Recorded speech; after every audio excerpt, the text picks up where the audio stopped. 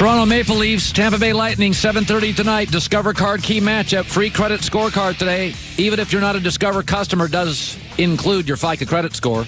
Discover.com/credit scoreboard. Limitations apply.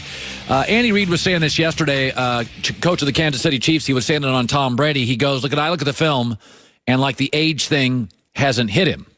And so, there are things that happen, and we know everybody ages. Baseball had a steroid problem, so 37-year-old guys got way better. I don't suspect Tom Brady's doing that stuff. But people are looking at film and saying it's hard to see the decline. It is interesting to point out that with no deep threat and a tight end in Gronk, who will be a Hall of Famer that was a shell of himself, and with Julian Edelman missing September. Now, I just want you to think about this. No deep threat, no longer a dominating force at tight end. Their best running back's a rookie. The offensive line was remember, their draft pick got hurt. They had to go get a right tackle, put him at left, and Edelman missed September. Tom Brady, 29 touchdowns, 11 picks, 66% completion percentage, 4,300 yards. That had been Cam Newton's best year by a mile. Working with the least he's ever had. So just remember that. The other thing that's important to remember is I think a lot of people feel New England is old. Gronk is, and Tom Brady is. One will not be a Patriot next year. It's a very good tight end class in the NFL draft. Gronk won't be a Patriot. But you're forgetting that New England's core is mostly really young. Stephon Gilmore is 28. Trey Flowers is 25. Sony Michel is 23. James White's 26. Trent Brown, the left tackle, is 25. Steven Gostkowski's their kicker. He'll play forever. Shaq Mason's their best offensive lineman, 25. And Juwan Bentley, a rookie's 22, won the starting job last year as a rookie at linebacker and got hurt. And that's something interesting here.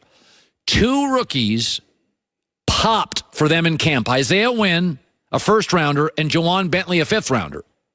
They also had Duke Dawson and Braxton Berrios. They all got hurt.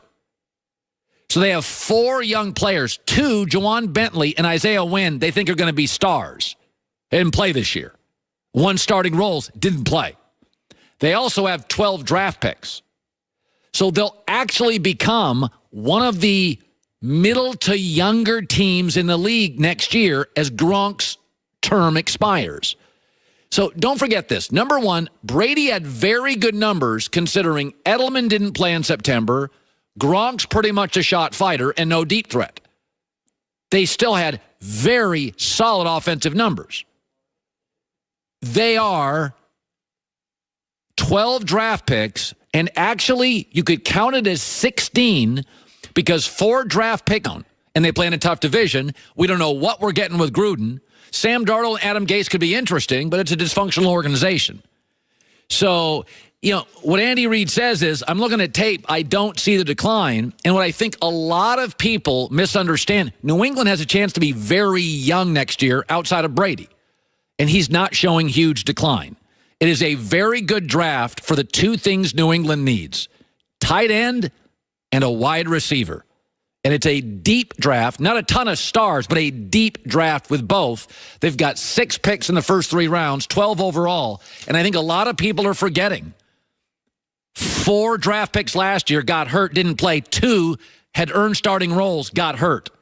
So this is really, they're going to sustain this thing. Belichick's still the best coach in the league. It is still arguably the best home field advantage in the AFC. And Brady's Brady. Greg Cosell, top of the hour. It's interesting. James Harden went crazy last night. And I've said this for a long time, that there's a lot of things as you gain power in life, as you gain income, as you gain experience. There's a lot of things you can do in life that you shouldn't necessarily do in life. James Harden took 34 shots last night.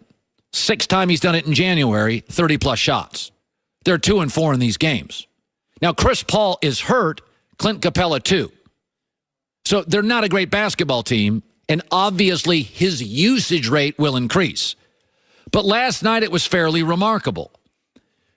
Of the 115 points he has scored in 2 games, there have been 0 assists. He's basically not passing. It should be noted, Steph Curry could do this too when Kevin Durant's hurt, and he never does. James Harden is more of a day trader. Steph Curry is a financial planner. A day trader's number one concern is, what can I make in the next 24 hours? A financial planner, Steph Curry's worldview is, what is long-term viable and sustainable? James Harden is day trading. He's getting his. He'll win the MVP. He's setting scoring records. But the reality is, Steph Curry could do this when Draymond and KD are out, when Klay is out, and he doesn't. Because Steph Curry doesn't play look-at-me basketball, knows it's not sustainable, it doesn't involve teammates, and it actually can create resentment. And once you fall into these scoring streaks, it's hard to break the habit. Chris Paul comes back in Capella. Harden is in this torrid scoring tunnel. It's going to be hard to break this habit. He's convincing himself he can drop 50 points a night. Steph Curry could do this, but he's not a day trader. He never has been. There's a lot of guys in this league. Kevin Durant could score 45 a night, even when Curry's out.